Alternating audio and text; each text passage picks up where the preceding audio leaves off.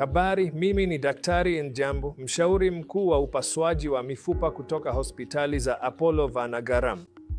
Leo nitazungumza juu ya polytrauma. Na polytrauma ni nini?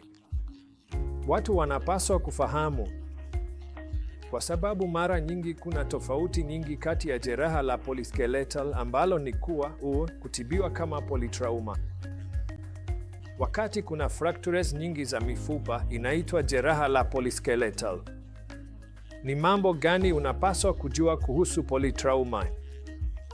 Jambo muhimu zaidi ni kwamba mgonjwa wa polytrauma anapofika kwenye chumba cha dharura, kuanzia pale mgonjwa anapochukuliwa kwenye eneo la tukio hadi kufikishwa dharura, mchakato mzima unapaswa kuharakishwa. Dereva wetu wa ambulansi mara moja anawasiliana au kuwajulisha timu yetu ya dharura ili wawe tayari kwa hatua inayofuata.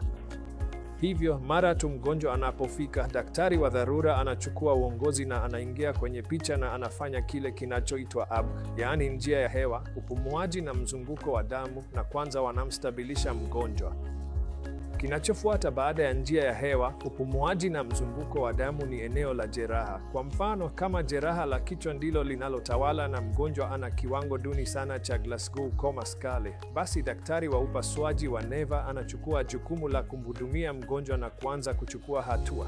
Iwapo ni magonjwa ya mifupa, majeraha mengi ya mifupa pamoja na uhusika mwingine wa mfumo, tunatumia hali unayoita kama dawa za kudhibiti uharibifu. DCO ni nini?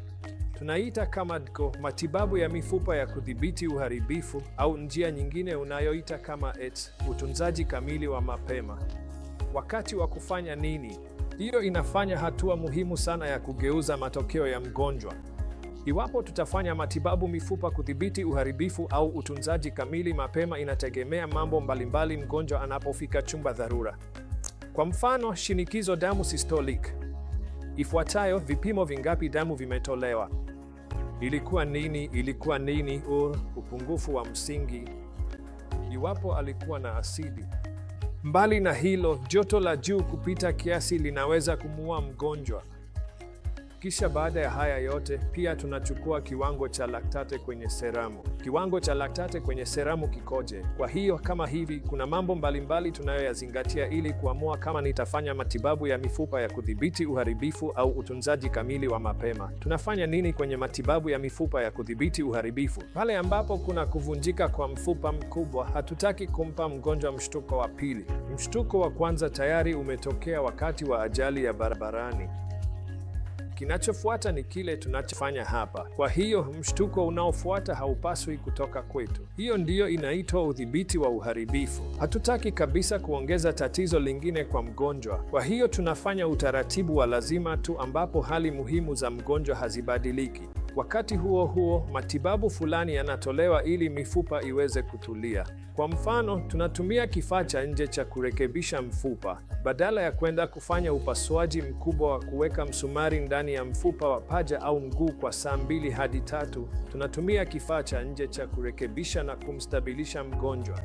Na hata kama kuna kuvunjika kwa nyonga kunakosababisha damu kutoka, tunatumia kifaa cha nje kurekebisha na kuhakikisha damu inasimama, hali ya mgonjwa inatengemaa, kisha tunamwangalia mgonjwa kwa saa 24 hadi 72. Huu muda tunauita wakati ambapo pigo la pili linaweza kutokea.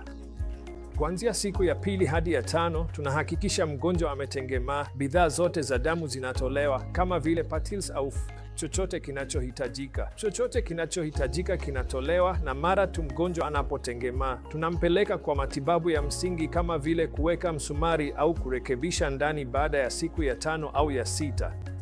Hata kwa kesi za kuvunjika kwa mifupa wazi, tunatumia kifaa cha nje cha kurekebisha na kuwasafisha vizuri na kuhakikisha mgonjwa hapati maambukizi yoyote, na pia matibabu bora yametolewa kwa mgonjwa.